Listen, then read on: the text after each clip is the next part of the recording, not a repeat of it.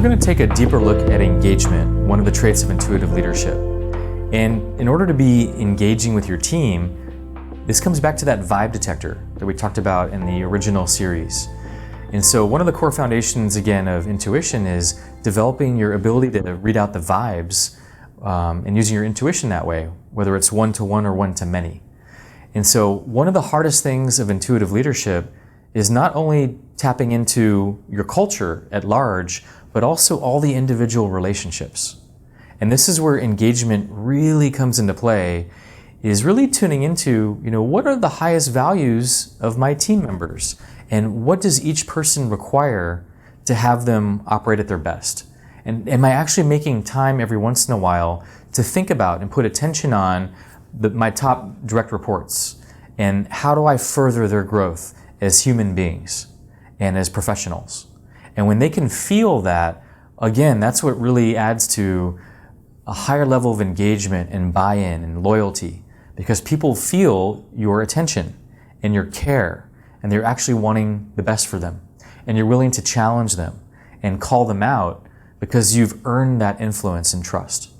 And so the more you care and you come from that place, you're going to actually have more leverage to challenge, because it's not going to be seen or felt as disconnected or even harsh or abusive or whatever often happens in the traditional business space when people don't feel our care. And so that's why it's so important to come from, what does this person in front of me need to get to that next level? Another area to look at engagement is this balance between self and other. In other words, how do I use my intuition to stay really connected to what's most in alignment for my values in the company and how I need to show up as a leader, but I'm also leaving room for the diversity of others. So this is where diversity and inclusion is so important, is getting that I don't have all the answers. I'm not able to see the 360 view of what I need to see in my company. I need to rely on the diversity of other people, other perspectives, and that's really what makes us stronger. And the research shows that the groups that are actually the most innovative and cutting edge and growth oriented are the ones that have the teams that are the most diverse around perspective, around points of view, around life experience. And so the more we can bring that into our teams and include that in our decision making and our strategy, and also not selling out what we really know is true inside of us also. How do we have that balance between self and other in our engagement?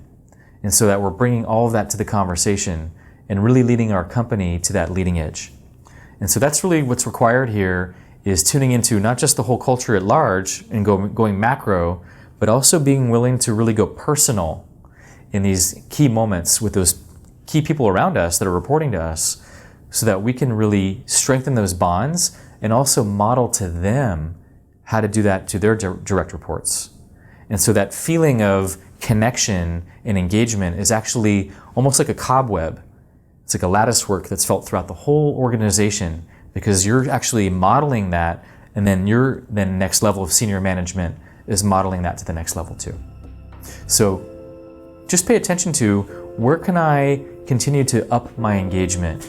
And am I seeing those results with my team, or does it feel flat or disconnected? And often it's naming the disconnect and looking at that first will put you back in connection.